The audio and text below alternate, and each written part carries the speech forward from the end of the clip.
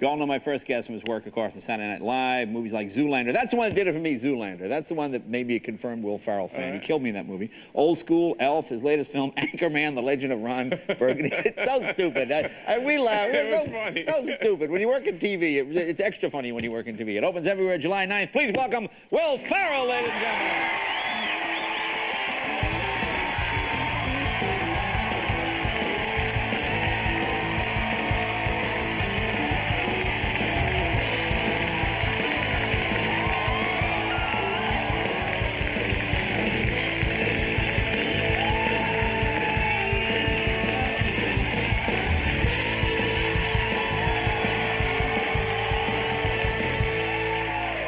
Sorry, you can't take pictures in the studio, sir. I'm sorry.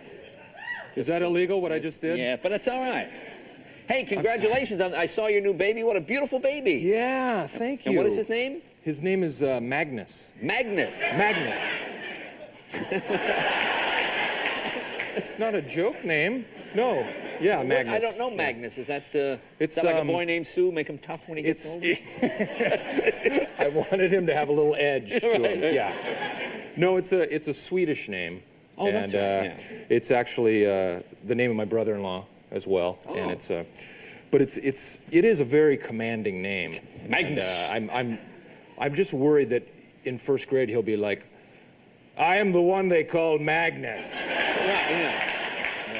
I am son of Elf. Give me your juice boxes. I command thee.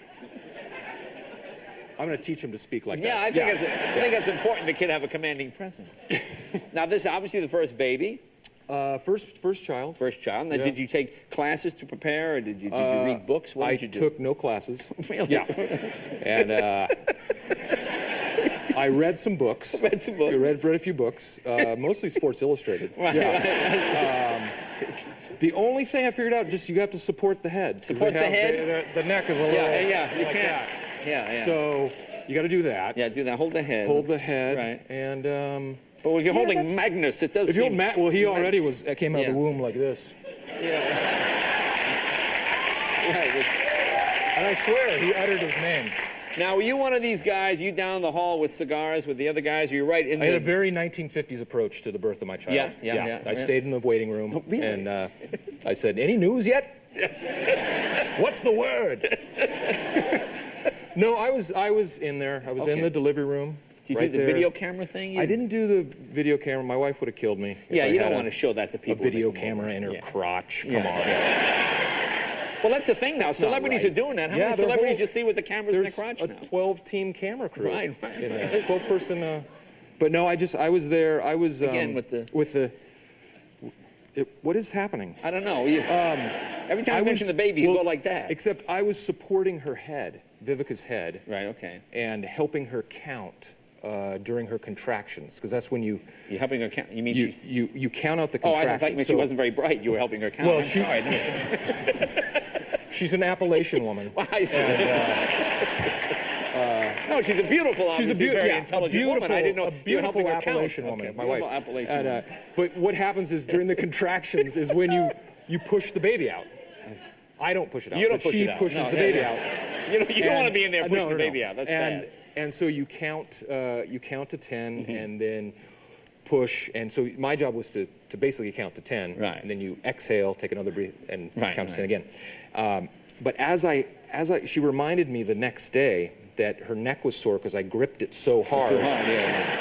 And as I was counting, as I saw our child's head emerging, I was going 1, 2, 3, 4, 5, screaming like a little schoolgirl. Right. Yeah. When I didn't realize I was doing it.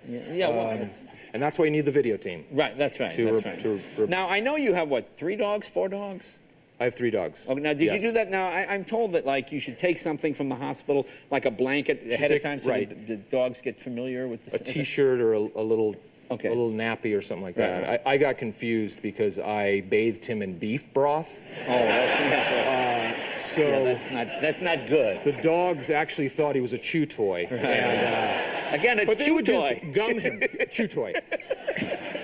But they were very polite, our dogs. They just would gum him. Okay. and lick his body because he was dipped in beef broth. Now tell me about Angel Stadium. This was a thrill for you. You got to throw the... I was invited to throw out the first pitch at the Angels game a couple weeks ago. Okay. Angels versus Cubs. All right. And I'd never done that before. Were you nervous? I wasn't nervous until I stepped out in the field, and then... Well, yeah, that's when you get nervous. That's when you get nervous. And I immediately vomited. Really? That's... And a lot, too. Yeah, and I'm not just talking a little dribble. I'm talking volumes and volumes of vomit.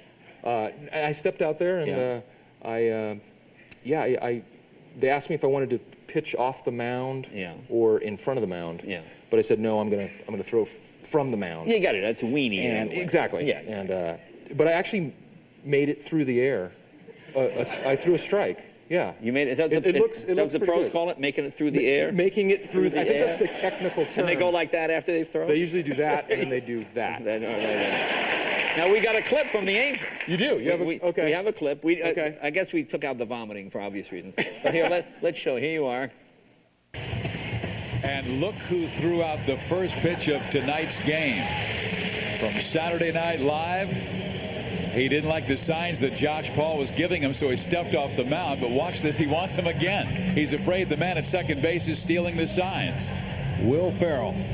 Oh, he is a funny man. And look at the motion. He's got a good delivery. Great release point. Look at that. Very good. Huh? Wow. Did you see how I threw it? Yeah, you got that. Good follow through. Yeah. And it went through the air. It went through the air. Look, more with Will right after this. Be right back with the Anchorman.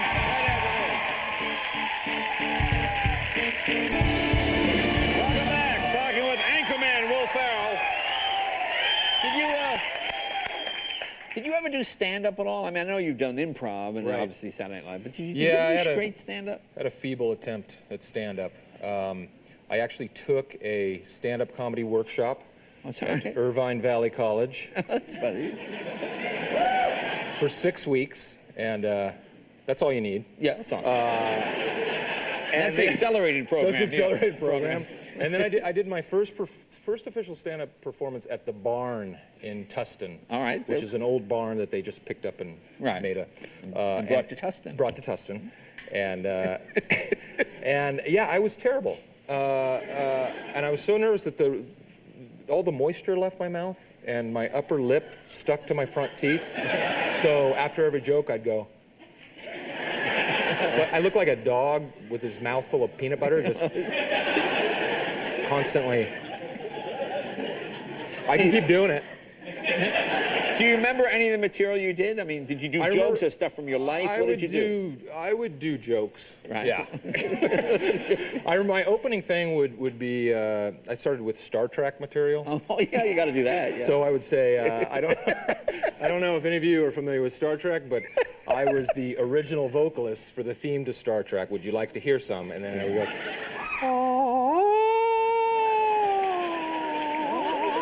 that's very good.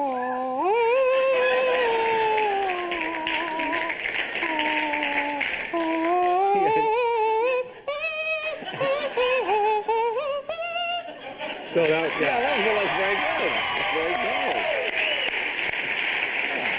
And then I would finish that up by saying, as you know, I have no genitalia.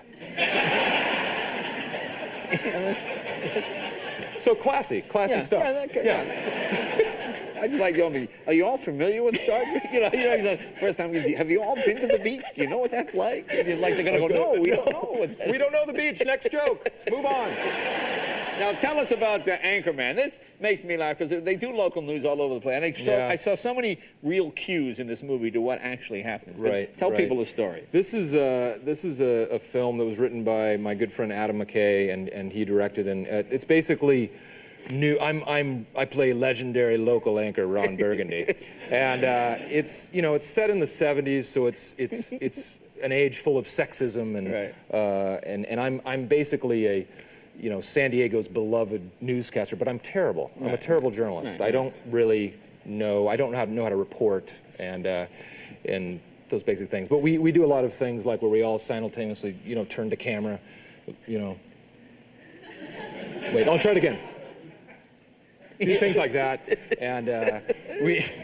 Did you have in any? fact, it's 3.5 hours of that. Now you Just that. I know you co-wrote the script. Did you take any inspiration from people that you watch and famous newscasters? I was like a weird news junkie as a little kid. Yeah, so I would watch all the local guys.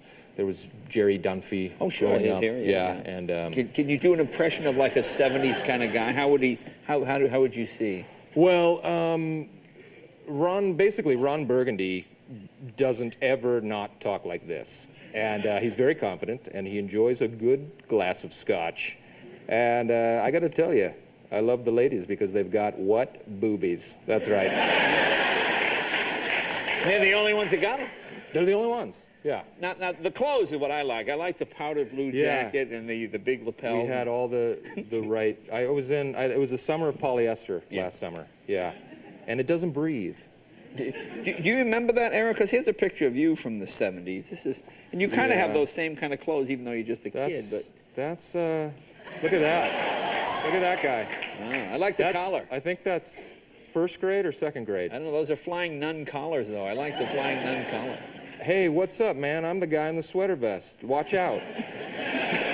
Here comes old sweater vest. Now I have that sweater vest. You can save that for your son. It's going to be in a museum. From Magnus. Yes. You could wear it. Yeah. Support the neck.